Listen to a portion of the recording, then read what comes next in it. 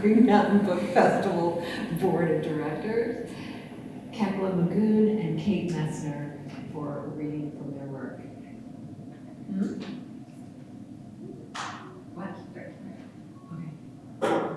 So first I want to tell you a little bit about Kekla, and then I'm going to tell you a little bit about Kate. First, I'm going to thank our sponsors. I think if you've been to any of our programming today, you've probably heard these names again and again, but we are really just so grateful for all of the help that we've gotten this year to put on this amazing festival. I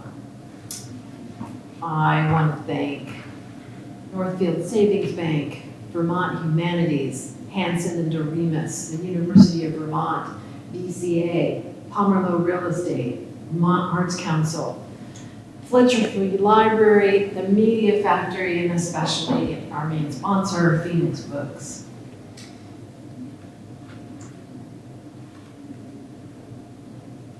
Oh, you were stopping me because it's going to be a reading. It's not a reading, it's a panel about banned books. No, keep going. Okay. It's a reading. We're reading. Great. So Kekla Magoon writes novels and nonfiction books for children and teens, often exploring themes of identity, community, empowerment, and social justice. Acclaimed titles include The Season of Sticks Malone, How It Went Down, and Revolution in Our Time, the Black Panther Party's Promise to the People, which was a Michael L. Prince Honor winner, Coretta Scott King Honor winner, and National Book Award finalist. Kekla received the 2021 Margaret A. Edwards Award, a body of work recognition for her significant and lasting contribution to young adult literature. She lives in Vermont with two energetic orange cats who are not here. They're not here, alas. Maybe next year. You bring them and we have some cat time. Kate Messner is a New York Times best-selling author who's passionately curious and has written more than 50 books for kids who wonder too. Her award-winning titles include picture books like Over and Under the Snow, Over and Under the Waves, and The Scariest Kitten in the World. See, with cats, really. No, where are your cats? They could help. They would be amazing ambassadors for all the books. Novels like Breakout and Chirp, engaging fiction like The Next President and the History Smashers series, the Ranger in Time historical adventures, and the Fergus and Zeke easy readers. Kate lives on Lake Champlain and hopes to be an Adirondack 46er by the time we meet her at the book festival. And she is!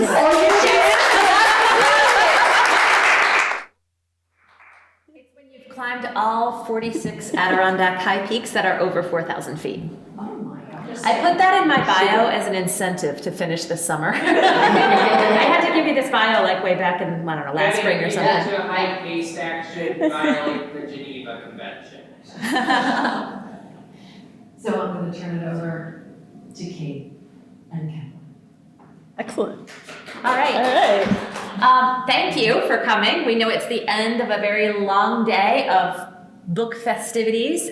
So we are going to kind of play it by ear today, and we're going to do some readings. But because there are a reasonably small number of you, we kind of would like to ask you what you would like to hear, because we came prepared to read from any number of different things. We've got some picture books, we've got some nonfiction, we've got some novels. I see that Kekla has the secret library. I do. And personally, I'm eyeing that one because I haven't read it yet. It's brand new. This is not even the book. This is the advanced reader copy that just, we just did the cover reveal, and now, yeah, it's brand new, coming out in May. So it's like almost. I don't think so. I don't know if there's a mechanism for challenging that type of books before they even come out. Don't tell them. They'll get on it. Yeah. So I guess my question is, what does everybody here most? Do we have writers in the audience, or just readers? Okay, we got some writers. Are you most interested in hearing from middle grade, or hearing from about nonfiction, or do you have something you want to start with? I have something I was going to start with, but I don't have to start with that. It's fiction. I was going to read a scene from The Season of Sticks Malone, And we were on a panel talking about banned books earlier, and The Season of Sticks and Alone is my most banned book title. And the reason is that it is on a lot of recommended book lists, recommended diverse book lists, because it's a fun middle grade adventure about 3 boys growing up in Indiana who happen to be Black. And so it ends up on some challenged book lists simply because it was on a recommended diverse book lists as well. So people who haven't even read the book are saying, well, people shouldn't read this book because some librarian somewhere recommended it, which is a very slippery slope. So I could read a little bit from the opening chapter of The Season of Sticks and Alone. This is a novel about 2 brothers, Caleb Franklin, our narrator, and Bobby Jean, who is a little bit older. And they don't, in this section, meet the title character, Sticks Malone, but this sets up the scenario that leads them to meet Sticks Malone. Dad took us to his Union Hall that night for the 4th of July picnic. Mom had to work, so it was Dad and the 3 of us kids, Bobby Jean, me, and our little sister Susie.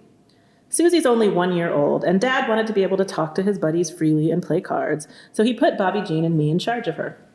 That was Dad's first mistake. His second mistake was not forbidding us to play with the fireworks the other boys had brought, the way Mom would have done, and which of course was all we wanted to do. Bobby Jean carried Susie out into the hall's backyard.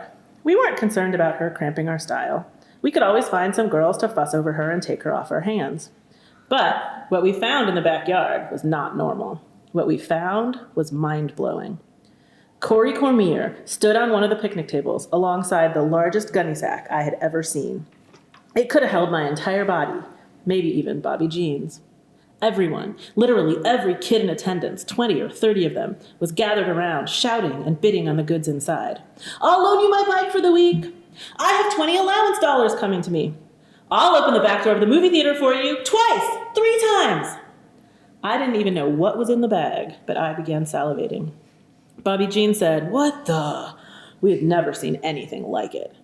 "You'll have to do better than that," Corey chortled from on high. "Maybe I'll have to just sell 1 to each of you." "No!" the crowd roared. Corey reached into the bag and extracted a rocket-style firework the size of his forearm. He held it aloft. "Are you sure?" The other kids screamed with excitement. "Let's get in there," Bobby Jean exclaimed. We were already running. Never mind that Corey Cormier was one of Bobby Jean's least favorite people. Never mind that he was known as a big bad bully who could beat up anyone, anywhere, anytime, and enjoy it. Never mind that a deal struck with Corey would probably have major strings attached. It was awe-inspiring.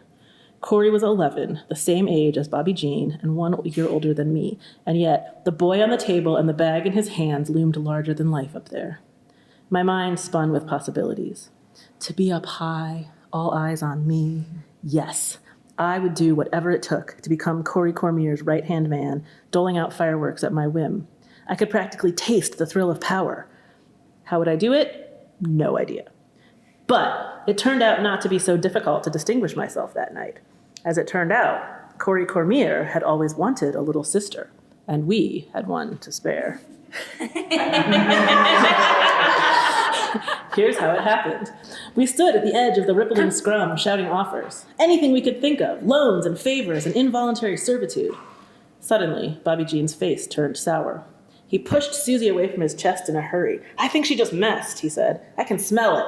He held her aloft with his beefy arms and sniffed. I tore my eyes from the stage and inspected her red, white, and blue onesie for any signs of spillover. One thing about babies, they leak. A lot. "Sold!" Corey Cormier cried out. Dang, I missed it. "To Caleb and Bobby Jean Franklin." What? Groans of protest swelled out of the crowd. Everyone turned to us. Bobby Jean lowered Susie so fast that for a second I thought he'd dropped her.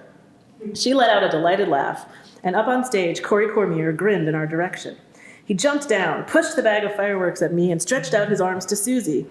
She giggled obligingly and banged on his arms with her fat fists. "That's great, you guys," he said. "Thanks." I clutched the fireworks to my chest. It was like hugging a bag of cats. "I always wanted a little sister," Corey said. His words nearly got lost in the jostle of the crowd, which had turned to trying to barter with me now that I had the prize. Being the center of attention felt something like it might feel to be in a pinball machine as the ball. A pinball that moves faster and faster and gets more and more power and more points. Their energy shot straight into me. "Who's ordinary now?" "Not for sale," I shouted. "They're ours." I would like to say that I didn't entirely understand what I was saying. I'd like to say that, but I can't. Corey scooped Susie out of Bobby Jean's arms. Whoa, he said. She's heavier than she looks. You're telling me, said Bobby Jean. We cringed as Corey's bare forearm went around Susie's dirty diaper bottom. You sure, he said? She bounced her face against his shoulder, leaving a spit stain, and thrashed her legs, perfectly happy. Bobby Jean and I looked at each other, at the burlap sack, at Susie. Bobby Jean said. She needs to be changed, I admitted. The hideous stench wafting up from Susie's backside would surely be a deal breaker. Show me how, Corey said, real serious. I can do it. So Bobby Jean ran for the diaper bag while I defended the fireworks and Corey cooed and cuddled our former sister. It seemed like a fair trade the more I thought about it. One loud, explosive mess for another. So that's part of the opening chapter of the season of Sticks Malone, and of course Caleb and Bobby Jean. This has not turned out to be a good choice Caleb and Bobby Jean made in their lives. Those stories about Caleb and Bobby Jean, what they have to do next to sort of cover their tracks after making the mistake of trading little Susie for the fireworks. And enter Sticks Malone, who always has a solution to every problem. Sticks is 16 and very wise and always knows what to do, and he knows that there's a way out of this, and he leads them on a little madcap adventure trying to deal with the problem that they created. So pretty fun story. That book so much. And all the reasons people say that they're banning books, this is none of those things sort of trip in this novel, but nonetheless, it's one of the challenged books. So yeah, that's a little surprising fact. When I've also written a nonfiction book about the Black Panther Party, for example. That book, only on one banned book list. This one on a dozen or so. Because the characters are black, yeah. I mean, it seems to be the intention of some of the book banners to prevent people from reading about diverse characters. So, a very similar story, a near identical story that had white characters wouldn't glitch on anybody's radar. It's because it's not about the fireworks, right? It's not about the fact that they hang out with a slightly older boy in their backyard. It's not about, there's all these things that they could say it's about, and it's not any of those things. So. It does just underscore that these people aren't reading books. Mm-hmm. It literally is, my friend Grace Lynn, who's a Newbery and Caldecott author and illustrator, literally has a book about the Moon Festival and dim sum, and any book that ends up on a recommended list of diverse books. These people have just they're too lazy to actually read books to decide what they want to ban, and so they just grab these diverse book lists that have been recommended and go after those. It's something. Yeah. It's something. So I thought I would do a short reading from one of two books, and you can vote. How's that? How's that for democracy? One of them is The Seventh Wish, and this is a middle grade novel. It's one that I discussed a little earlier in the Banned Books panel. This book, I was disinvited to a school visit that had been planned for the better part of a year the day before it was happening because some staff members decided that they didn't want to have a middle grade book where a character's older sister was struggling with addiction, as if that's not a thing that some kids have to deal with. And so I could read a little bit from this one, or I can read a little bit from one of the History Smashers books. So these are nonfiction. They're graphic nonfiction, so lots of illustrations and comics and photographs, and they're aimed at smashing the myths that we sometimes learn about history when we're young. So the first book in this series was actually The Mayflower, and it smashes the myth of the first Thanksgiving that we all learned in preschool or kindergarten. The newest book in this series is History Smashers Christopher Columbus and the Taino People, which is timely since we're about to celebrate Indigenous Peoples Day here in Vermont. And across the lake, New York still has Columbus Day. So, although I think it also has Indigenous Peoples Day, so they just have everything. But anyway, this takes a look at the true story of Christopher Columbus and the Taino people, who the chapter that introduces them calls it the people who discovered Columbus. And so I can do either one of these. Anybody have let's hands for the seventh wish. Hands for history smashers. Okay, I have. Oh, I think it's Pretty tied. even. Okay. Okay. To be fair, I'm pretty sure that Columbus Day started as like a celebration of New York's Italian American culture, like 100 or so, a couple centuries ago. Let's All hear. right. Let's hear. So you know what? I'm so glad you brought that up. You just made you were just the tie vote here, the deciding vote. Chapter 10 is called The Legacy of Christopher Columbus, and it's all about how Columbus Day even got to be a thing. What you've learned earlier in this book, if you've made it to chapter 10, is that Columbus is the subject of a lot of myths. He was not really much of a better explorer than any of the other explorers around that time.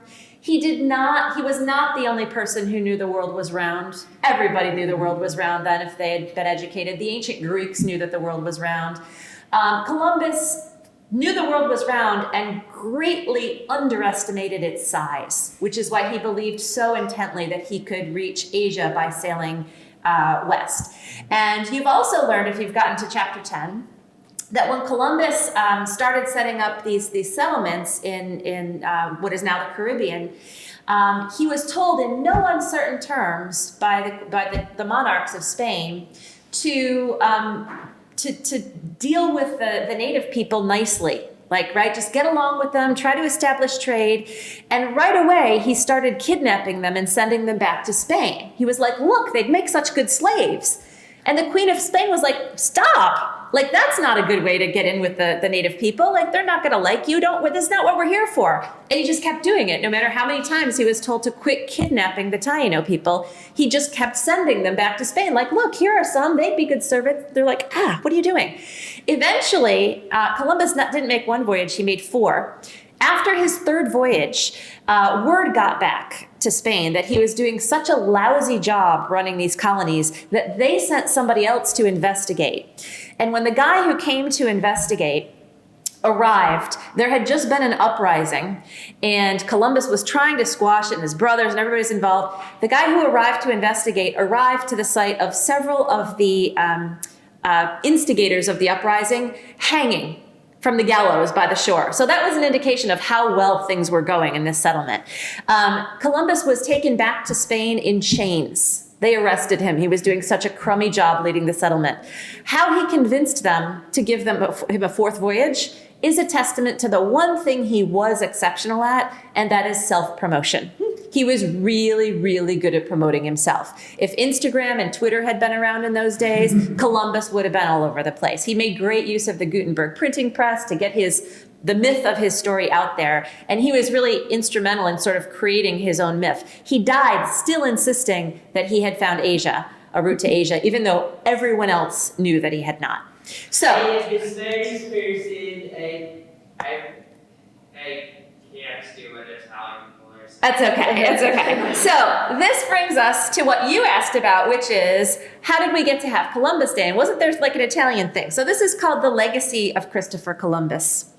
After all this discussion of Columbus and the Taino people, you might be wondering how Columbus got to be such a big deal. After all, the Spanish monarchs were so unhappy with him that they basically fired him and sent somebody else to run the colony. So how did he end up with a national holiday? The truth is, it took centuries. After Columbus died, he was largely forgotten. There were no big celebrations on the 100th anniversary of his first voyage or the 200th anniversary. But by the late 1700s, Columbus was becoming more popular in the United States. Some people argued that the United States should be named after Columbus. They didn't win that argument. The Americas were named after Amerigo Vespucci. But the name Columbus started popping up all over the place. In 1791, the new United States capital was named the Territory of Columbia. Today it's called Washington, D.C., which stands for District of Columbia. King's College in New York City was renamed Columbia in 1784, and South Carolina named its state capital after the explorer, too. The song Hail Columbia became America's unofficial national anthem for a while. Why the sudden interest in an explorer who'd been dead for well over 2 centuries?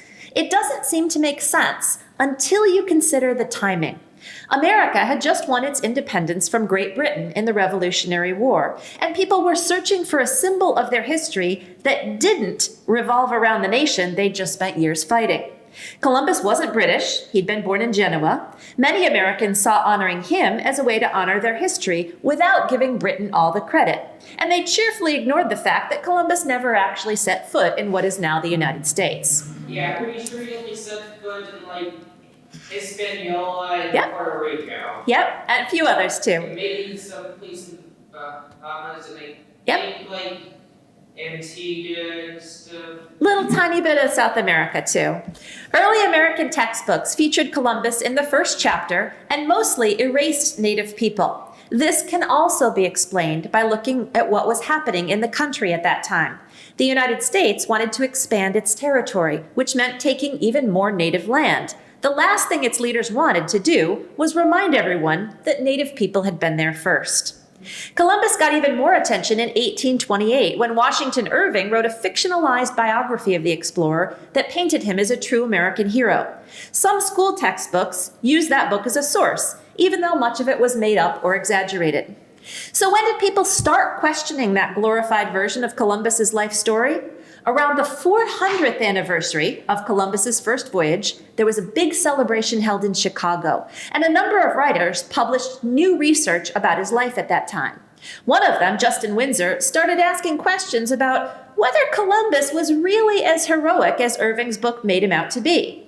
Windsor had noticed, based on historical documents, that Columbus was a bold navigator and a good salesman for his own ideas, but he wasn't great at following directions. He'd broken a bunch of the Spanish monarch's rules, gotten into all kinds of conflicts with native people, and essentially tried to set up the first transatlantic slave trade. So maybe he wasn't such a great guy after all.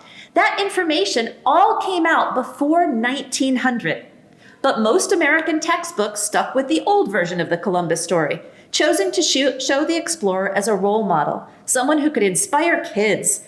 Those other details didn't fit that narrative, so they were mostly left out. So how did Columbus end up getting his own American holiday when he never even landed in what is now the United States? That also has to do with history and timing. In the 1820s, more Italian Americans were immigrating to the United States. They had darker skin than people whose ancestors had come from England, and they were Catholic instead of Protestant. Because of that, they had to deal with a lot of discrimination, just as many immigrants face prejudice in the United States today. In the 1800s, Italian Americans were sometimes targets of vicious attacks. In 1891, a mob broke into a New Orleans jail and lynched 11 Italian immigrants after 9 of them had been accused of killing the city police commissioner. The men had already stood trial. 6 had been found not guilty, and a mistrial was declared for the other 3. But that didn't stop the angry crowd from murdering them, along with 2 other Italian men who had nothing to do with any of it. The killings were fueled by prejudice and hatred. It was a huge problem, and some people decided that the way to solve it was to lift up a hero from Italy. They chose Christopher Columbus and asked the United States to set aside a day to honor him. Italian Americans who'd been fighting discrimination hoped that a nation honoring Columbus would realize that people from Italy, or the land that would one day become Italy anyway, deserved respect and acceptance. In 1892, President Benjamin Harrison called for a national observance of Columbus Day. That helped him gain support from Italian American voters and also helped smooth things over with Italy, where leaders were still understandably upset about what happened in New Orleans. Colorado was the first state to make Columbus Day an official holiday, and 14 other states followed suit within 5 years. In 1934, President Franklin Delano Roosevelt made Columbus Day a national holiday, and in 1971, Congress decided it would be observed on the second Monday of October each year.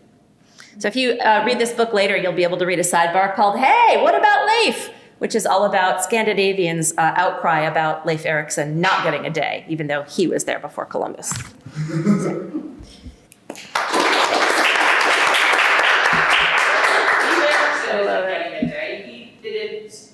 He probably didn't step foot in the United States either. I mean, Nope, you're right. is evidence. I think he might have stepped foot into like a bit of Aroostook County or whatever it's called, or maybe I'm just misremembering something. He was north. Yeah, he was north. Yeah. Good question. What's the age for those books? They're recommended for ages 8 to 12. I could tell by the tone that was the age you were going. Yeah, I will say, I get a lot of email from adults about this series because what happens is kids bring it home and then they're excited to tell their adults that everything they told the kids is wrong. It makes for a great dinner conference. Like, let me tell you about Columbus, right? There's little stories in here too, like the tiniest things that are fascinate kids. Columbus, at one point when they were waiting, searching for land, right? They'd been at sea for days and days and days. Offered a reward, like a 10,000, whatever the currency was, a reward, and a silk coat to the first man to spot land. And so they get closer. This guy's like, I see land. And sure enough, the sun comes up the next morning and it was land. And Columbus then was like, I actually saw that land last night. And so he's like, I didn't say anything because I wasn't sure, but I actually saw it. And so he kept the reward for himself and didn't even give the guy the silk coat. Yeah, sounds wow. Yeah, which is like so Columbus, right? Yeah. So, Take your land, I'll take your silk coat. Yeah. Oh, man. I'm pretty sure he would be arrested for fraud or embezzlement or something. The list is long, my friend. The list is long. I mean, ethnic cleansing is a crime, right? Yeah. It's such important work that you're doing to just start really early with kids, understanding the truth of history, because so many stories that we've perpetuated over the years are just not true. And so it's pretty exciting to be doing that. Yeah. You had a question? I wondered if, Kate, did you start out being sort of a dispassionate researcher on Columbus and get angrier and angrier about who he really was as you went along? Or what was your approach for the research for this book? So I don't start dispassionate about anything really in life. It's for many of these books, including like the second book in this series is about the women's suffrage movement. And for many of these books, I'm aware of, obviously I've chosen the topic because I'm aware that there are myths, right? And I've chosen the topic, this one because of the myths and the erasure of the Taino people, which is why I wanted, this is co-authored with Dr. Jose Barreo, who's a Taino-American scholar. He worked with the Smithsonian for years. Women's right to vote I chose because in grade school, we talk about, all the women work together. They got the right to vote. And it leaves out the entire story of, how white women in that movement excluded women of color and also how the different arms of that movement fought with one another. Like there was a really radical suffrage movement, and then there were these quiet ladies who just wanted to write letters, and they were mad at the radical suffragists. And they, one of them, I dug up this old letter in one of the Harvard, the Radcliffe libraries, and it was. She was writing about one of the younger suffragists, and she said, I really wish something would happen to Miss Paul and put an end to this whole situation. And this is somebody who's supposed to be on our side, right? Hoping that she gets, offed in prison or something. So I always go in with an idea, and almost always it's like tenfold what I thought. There's always surprises in the research. So, yeah. What was one of the, could you give an example of one of the myths that you came across that you think is the most widespread in terms of wanting to tell people, and they'll just be like, what? That's incredible. The number of adults who actually don't know that Thanksgiving story that you got told is not true is stunning. It really is. And we all grew up, I'm sure, learning, the story of, once upon a time, the Pilgrims came and they didn't know how to grow food. The nice Indians taught them how to grow corn. They're like, oh, we ought to thank those nice Indians and have them over for dinner. Let's invite them. There was no invitation. It was this weird thing where the Pilgrims were bringing in the harvest and they sent some guys out to shoot some ducks and geese. there was never an invitation. They never meant to have dinner with the Wampanoag people. They just were like, we're having our harvest, and we sent out some men to shoot ducks and geese. And if you're reading the Pilgrim's Diaries, it's like, and then these Wampanoag guys showed up. And so they started eating with us, and we were, and it was completely unintentional, and it had to do with the different values of these two groups. Like in Wampanoag culture, in most Native cultures, there's a very strong value of feeding everyone and sharing food, right? And so when the Wampanoag men, historians think they heard the gunshots and went to check out what was happening, and they're like, oh my gosh, they're having a feast, we'll come. And so the Pilgrims were like, okay, I guess, and then there wasn't enough food, so the Wampanoag men went out and shot some more deer, and then they brought back the deer and more people, and so you end up with this small group of pilgrims, because not many had survived, and all these Wampanoag people having this really weird dinner that they never meant to be having together, and like, it's not a good story, right? It's not the first Thanksgiving. It doesn't inspire you to go along with your neighbors and give thanks, and so it got spun into this bizarre myth that really still gets taught as history. And like I said, the number of adults who, bring their kids, and even teachers, sometimes if I'm doing a school visit, teachers are like, no, really? Like, that's not true, And so, yeah, it's interesting. We hold on to the myths that we're taught when we're young until, you actually can produce a document and be like, look, this didn't happen. Here's what did. So. I'm just thinking about misinformation and Yeah. some of the alternative fact stuff that we're navigating now. That's not new. No, No, it's No. not. I mean, No. Since humankind. for sure. So one of the common quotes is basically that the winners, right, get to tell history, and the people who have power get to tell history. And so for most of our history, or certainly most of our recent history, it's been white men who have power, and so they're the ones who get to decide what goes in the history book. And so if what they want is to see magnanimous, we had everybody over for dinner because we're so grateful, like that makes them look great, nice, shiny, right? And so that's the story that makes people feel good. That's the story that, people want to hear because it's comforting on some level. And in fact, that's the language that people are using when they talk about banning, for example, like this is a nonfiction book about the Black Panthers. People don't want to talk about Black history, which is American history. They don't want to talk about American history as told through any lens other than white cisgendered men, right? So when you do tell American history through a different lens, people say, oh, that story doesn't make us feel good. That story makes us feel guilty. That story makes us feel sad or upset. And so we don't want that. We want to tell a version of history that makes us feel good. I mean, they're actually saying that, right? As part of the reason for patriotic curriculum. Right. When you hear in Florida and Texas, we need a patriotic civics curriculum. That's what this is. It's erasure of actual history, facts. Yeah. I mean, I could read just the first page. Yes, please. I can read the first page just to give a little taste of that. Sort of responding to that. What's that? Age range. So this is 12 and up, basically. I think, again, if a younger child picks it up, they're going to get what they get out of it. It's very heavily illustrated. So this is Revolution in Our Time, the Black Panther Party's Promise to the People, and this is a nonfiction book about the Black Panther Party.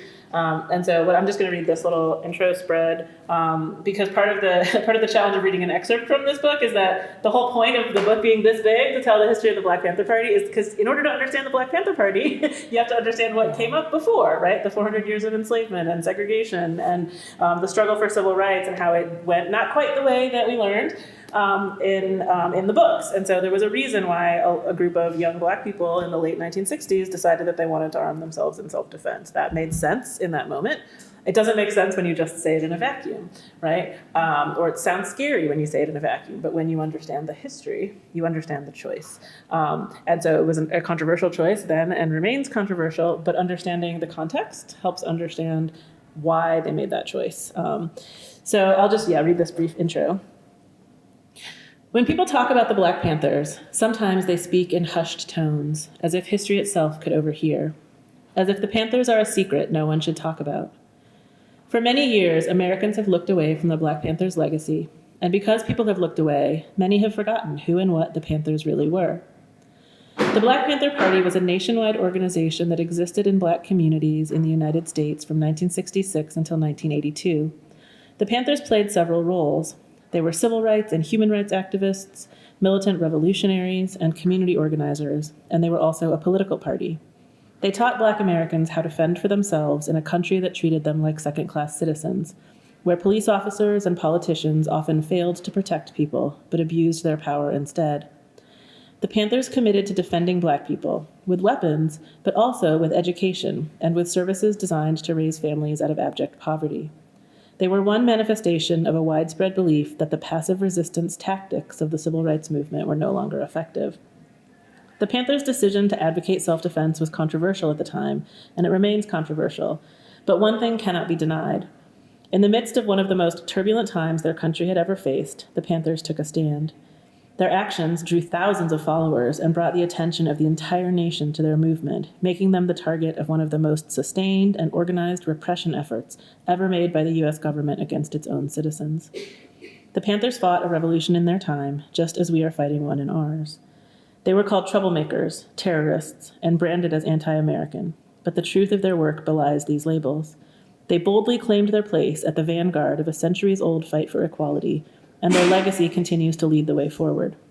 The story of the Black Panther Party is one of violence and heartbreak and struggle and conviction. It is the story of a group of young people who set out to change the world around them in very radical ways. So, this is certainly an example of history that people just either weren't taught or were taught in a very specific way. There's a sense, and you can't see some of the photos are small from where you're sitting now, but there's a sense of, I was trying to find that sort of one image of like Black men with guns, right? That's the kind of snapshot image, there it is. That's the kind of snapshot image that people think when they think of the Black Panther Party. It's just leather jackets, berets, guns, right? Not, we had a free breakfast program for school children and we're feeding kids every day, thousands of kids in cities around the country. They don't think about that community organizing, the fact that there were grocery programs for families, because it was so much easier to have that like snapshot, to have that quick narrative, to have sort of play into people's fear of what it would mean for the country to actually have equality. And so there are so many examples, sort of just even little mini examples within the narrative of how we've mistold or forgotten or left out pieces of our historical narrative. And, understanding those things really helps understand why the world is the way that it is right now. As a young person, I certainly moved through the world feeling confused about why am I being taught that in 1963, we had the March on Washington, everybody sang linked arms, saying we shall overcome, linked arms, and we heard Dr. King stand on the steps of the Lincoln Memorial and give the I Have a Dream speech, and that was the end. Racism is solved. Yay, now everybody has equality. But I can also get bullied for looking different and being different and, have struggled, not be able to be in the school play because you can't have an interracial couple, for heaven's sakes, right? So there's so many things that, were part of my actual lived experience that people were saying, that's not the way we are anymore. We solved all those things 30 years ago. And so that sort of cognitive dissonance was with me all my childhood. And so I feel like kids today still are also growing up with that feeling of like, wait, we say that we're like this, but then this is how we act. This is how we behave. This is what happens in the world. How do I make sense of those things? And so really understanding the history, through like what Kate's doing, through what I'm doing. There are lots of authors doing this and teachers who are working really hard to actually bring this into the curriculum so that people have a more complete understanding of where we've been and how we got to where we are. And I think hopefully in inspiring kids to feel like they can help create a different future. I think kids are much better than many adults at holding more than one truth in their head, right? Like when we look at history, like very few people in history are just really simple people, right? Just like we're complex people, like, right? We do good in the world and we do harm in the world. And some of us are more sorry about it than others. And, people are complex and people in history were also complex. And adults, certainly the adults on this book banning, rampage, can't really hold that complexity. Right? They want it to be one simple story, that one image that Kekla showed you, and not this, that's part of it, but also this and also this. And I think that's really important. When I talk with kids about, I was in Connecticut doing school visits this week, and was talking about the History Smashers American Revolution book, and that one's co-authored by Gwendolyn Hooks, who is a wonderful author. She's a descendant of enslaved people, and she wrote a picture book that I had loved called Ona Judge Outwits the Washingtons. And that book is about a woman who was enslaved by George Washington and escaped and never got caught, despite the fact that he spent pretty much the rest of his life trying to find a way to bring her back to slavery without making too big a fuss about it, because that would be a bad look. And so I told this story to the kids, and you can see in a room, with 300 fourth and fifth graders who already knew that Washington enslaved people and who is getting this information for the first time, because they're like, and kids always come up to me and they'll say, I learned something today. I didn't know that. I thought Washington, I had one little boy a couple years ago, when we were talking about the Ona Judge book. He loved picture book biographies, and I was recommending some to him, and I told him about that book, and he's like, wait, I thought George Washington was a good guy. Like, wasn't he the first president? Is it the same guy? I said, it is the same guy. He was the head of the Continental Army. He was America's first president, and he enslaved hundreds of people on his plantation, both before he was president and after and during. And all of those things are true. And you say that to kids, and kids are like, wow, okay. Like, yeah, more than one thing can be true. And I just think books like this that are so thorough, especially Revolution in Our Time, I love that book. But books that take such a thorough, thoughtful look at history are just game changers for the way we teach it.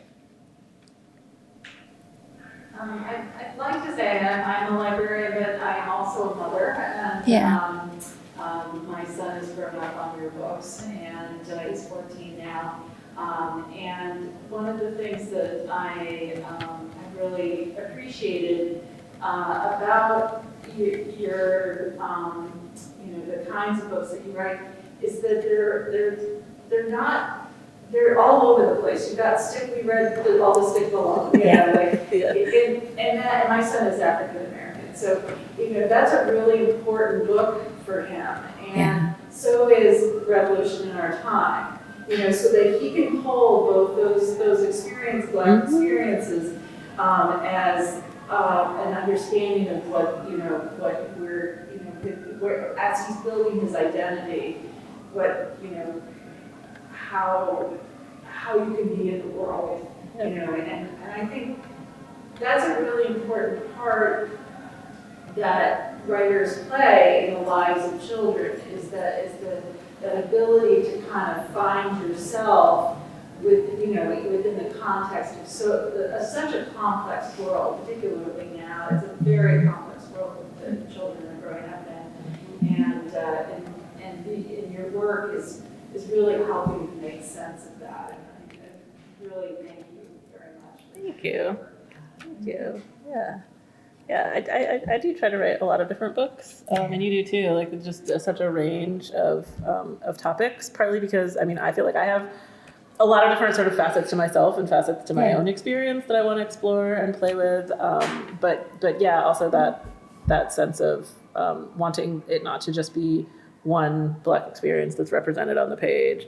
I think that's one of the challenges of how sort of what people expect from Black authors, right? Like, they expect you to write these books that are going to fit this particular narrative, and I'm going, well, no, because that's also really limited, right? In the same way that we're trying to limit our history, we're trying to sort of define who each other are too, right? Like, here's how I understand Black people, here's how I understand this type of person, right? And so if we have more and more narratives that come out of those experiences, then everybody can have a more nuanced and complex idea of who everybody is. We're allowed to do that for white characters, right? To have this very particular experience, right? And reflect it, and nobody thinks, oh my gosh, you're saying all white people are like this, right? Nobody thinks that, but they do sometimes when, when you write a Black character. So I try to, I guess, challenge that in a lot of different ways. Question for you guys. This is a very simple question, but I feel like we've been talking a lot this weekend about how, the kind of the nuances around book picking, all that sort of stuff. But I wonder if you guys could just speak to the emotional side of it. Like, how does it feel? Like, what is that process like for you, and how have you sort of handled it? And I have a related question that I was going to ask earlier, but I think it goes with this, and that is, do you ever respond? Do we respond specifically to the people who are banning the books? Yeah, like the library somewhere. I mean, not. I don't mean to hijack your question, but I think they kind of. They do go together. I mean, I would say, so personally, I haven't responded to any, but I have signed letters from like organizations that are doing the work of responding. So for example, there's I think it was Michigan, there was a school, I'm trying to remember the exact scenario. So the organization We Need Diverse Books is a nonprofit organization that promotes diverse books for children, right? Mm-hmm. And they have a number of initiatives through which they do that. For example, providing mentorship for up and coming writers of color. Well, writers of all diversities, really. Yeah, I mean, yeah. Writers with disabilities, writers who are trans or LGBTQ plus on the whole. People of color across the spectrum and so forth. Anyway, so they're doing a lot of work. So they have mentorships for writers. They have a program to get editors into publishing houses because there's not a lot of people of color working inside the system, and various other programs. They fund some things, and one of the things they funded recently was a program to get to donate books to particular communities. And so there was a community in Michigan that they had donated a batch of books to, and those books now, all the books that were donated by We Need Diverse Books to this particular school district or library in Michigan were banned like that. So they couldn't use the books. And so We Need Diverse Books as an organization stood up and said, hey, like we just donated, these, I can't remember, 5,000 books or something like that. We donated a huge amount of books to you. You're banning them now. Like we have feelings about that as a community, right? And as an organization. And so they've created a letter and they've, they're taking action. And they asked the authors who had books on the list that were donated if we wanted to add our names in support. So I did that. And a lot of other authors that I know did that. So that's, me standing in solidarity with the organization that's doing the work. On an emotional level, I would say for me, certainly it's painful, but I don't know, maybe your experience of this is different, but like the whole experience of trying to publish these books is really like frustrating and painful and stressful already before we even had overt book banning, because there are a number of systemic obstacles within publishing that made it hard for me to get started, and that continue to make it hard for diverse writers to get started. So there's always, the emotions are tied up into it. They're tied up into the creation of the book. Like why I need this book to exist is because I didn't have it when I was 12. Like that's the emotional connection. And so when somebody says, and now you've done this, you actually got this thing published. It took 10 years to get this published because people don't want to talk about it, right? You got it published and now they want to pull it. It really is, it's on an emotional level, it's quite gutting. But for me, I sort of refuse to spend time on it. Like, I'm like, all right, I'm going to take that. I'm going to take it. I'm going to take anger. I'm going to take frustration. I'm going to take, exhaustion. I'm going to take, determination, all those things. I'm going to put them in a book, a new book, right? And keep doing the work that they're trying to stop, because I cannot let this be a distraction. Like if they're going to say, we don't want your work, my reaction can't be like, well, I'm not going to bother, right? Or you're making me upset, so I don't want to engage. Like it's got to be the opposite. It's got to be like, I'm going to come in. I'm not going to fight you because like you feel the way you feel. You do your thing over here. I'm going to write these books and keep putting them out in the world because that's where my value is as a creator and as somebody as part of this fight, I think, is just to keep creating the content. And, I will stand in solidarity with the teachers and librarians and parents and school boards and everybody who's like out there doing the work. But like, for me, it's like, I have to create the content so that there's something left, that there's something to ban. Like, this is what I think they ultimately want is for us to stop making the things. And so I refuse to do that. Yeah, make no mistake, silencing is really part of the end game. Yeah. And the distraction from our work, and our work, I have had so many fewer instances of book banning. Just as an example, this is the book we talked about earlier where I was disinvited to the school visit. This book does not tend to show up on banned book lists. That was primarily an isolated incident. And the response to it in the community was swift. As soon as that disinvitation happened, I called up Phoenix, Renee at Phoenix, and they informed me that the school had returned all the books it ordered for the library to the store. And so then we had these how many hundred kids who had been promised they were getting an author visit with Kate, and all of a sudden I didn't show up. what were they going to tell those kids? I bet it wasn't the truth. And so I did speak up about that. I just posted, I said, look, I was supposed to be doing this author visit. I'm not. I called up the South Burlington Library. I said, hey, these kids were supposed to have an opportunity to talk about this book. They don't have it anymore. Will you host it? And they said, we would love to. And then people from all over the place, from our whole, children's literature community, called up Phoenix, ordered books to donate so that those kids who then went to the community library, the public library, could get a book, could have a book if they wanted one. And I think that's a really great response. But also that was, this book does not show up on banned books lists the way The Season of Styx Malone does. And right, this book has heroin in it. Like not use on the page or anything, but it actually does have an issue that makes some grown-ups uncomfortable. I don't even know what people are, well, clearly they're not reading it, right? And so the fact that, that Kekla's books are targeted simply because of who she is and who she's writing about is hugely upsetting to me, and it's not the same. When I can write a book like this and have just like a little smattering of incidents, there's a lot of privilege associated with that. And that's part of what's going on here, is an attempt to silence and an attempt to just be enough of a distraction that she's too busy putting out fires to actually do the research and put out a book. This is a National Book Award finalist. That takes a lot of time, and it is an attempt at distraction. So. I'd like to add to that as I'm from Florida originally, I have family down there. One of my sisters is an attorney that represents teachers and librarians and so on. And one of the things that I see is that when there are these bannings, there are these other avenues that we all kind of need to work together.